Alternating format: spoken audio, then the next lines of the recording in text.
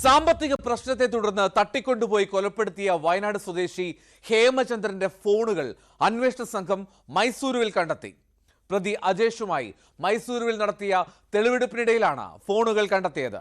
ഹേമചന്ദ്രൻ കർണാടകയിൽ ഉണ്ട് എന്ന് വരുത്തി തീർക്കാൻ കൊലയ്ക്ക് ശേഷം ഫോണുകൾ ഗുണ്ടൽപേട്ടിൽ എത്തിച്ച് ഓണാക്കിയിരുന്നു.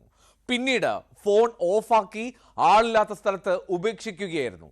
ഹേമചന്ദ്രന്റെ മൃതദേഹം വനമേഖലയിൽ കുഴിച്ചു മൂടുന്നതിന് മുൻപ് കത്തിക്കാനും ശ്രമിച്ചുവെന്ന് അറസ്റ്റിലായ പ്രതികൾ പോലീസിന് മൊഴി നൽകി.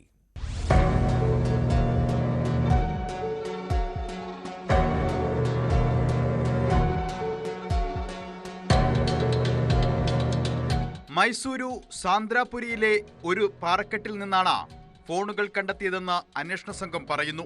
1.5 വർഷം മുൻപ് ഹേമചന്ദ്രനെ തട്ടിക്കൊണ്ടുപോയി കൊലപ്പെടുത്തിയ കേസിലെ പ്രതി അജേഷുമായി നടത്തിയ തെളിവെടുപ്പിനിടയിലാണ് ഫോണുകൾ കണ്ടെടുത്തത്. 2 ഫോണുകളും ഓഫാക്കിയ നിലയിലായിരുന്നു.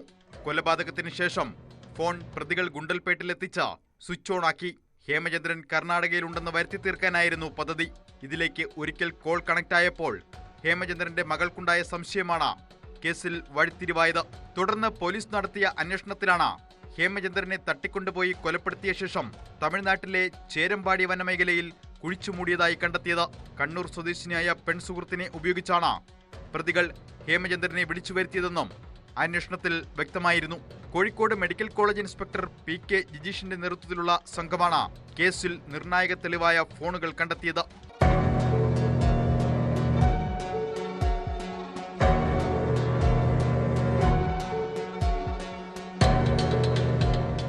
ഹേമചന്ദ്രന്റെ മൃതദേഹം വനമേഖലയിൽ കുഴിച്ചുമൂടുന്നതിന് മുൻപ് കത്തിക്കാനും ശ്രമിച്ചതായി പ്രതികളായ ജ്യോതിഷും അജേഷും മൊഴി നൽകി. മൃതദേഹത്തിൽ പഞ്ചസാര വിതറിയാണ് തീ കൊളുത്തിയത്. തീ ആളിപ്പടർന്നതോടെ ആരെങ്കിലും കാണുമെന്ന് കരുതി ഉടൻ തന്നെ കെടുത്തി കുഴിച്ചുമൂടുകയായിരുന്നുവെന്നും ഇവർ പോലീസിനോട് പറഞ്ഞു. കസ്റ്റഡി കാലാവധി തീർന്നതോടെ വീണ്ടും കോടതിയിൽ ഹാജരാക്കിയ 2 പ്രതികളെയും റിമാൻഡ് ചെയ്തു. 2024 മാർച്ചിലാണ് പ്രതികൾ ഹേമചന്ദ്രനെ കൊലപ്പെടുത്തിയത്. നൌഷാദുമായുള്ള സാമ്പത്തിക ഇടപാടുകളാണ് കൊലപാതകത്തിലേക്ക് നയിച്ചതെന്നാണ് സൂചന. കള്ളപ്പണ ഇടപാടുകളും വാഹനമോഷണവും അടക്കമുള്ള വലിയ ഇടപാടുകൾ കൊലപാതകത്തിന് പിന്നിലുണ്ടെന്നാണ് പോലീസിന്റെ നിഗമനം. സൗദിയിലുള്ള നൌഷാദിനെ ഉടൻ തന്നെ നാട്ടിലെത്തിക്കാൻ കഴിയുമെന്ന പ്രതീക്ഷയിലാണ് പോലീസ്. മറ്റു പ്രതികൾക്കായും അന്വേഷണം ഊർജിതമാക്കിയിട്ടുണ്ട്.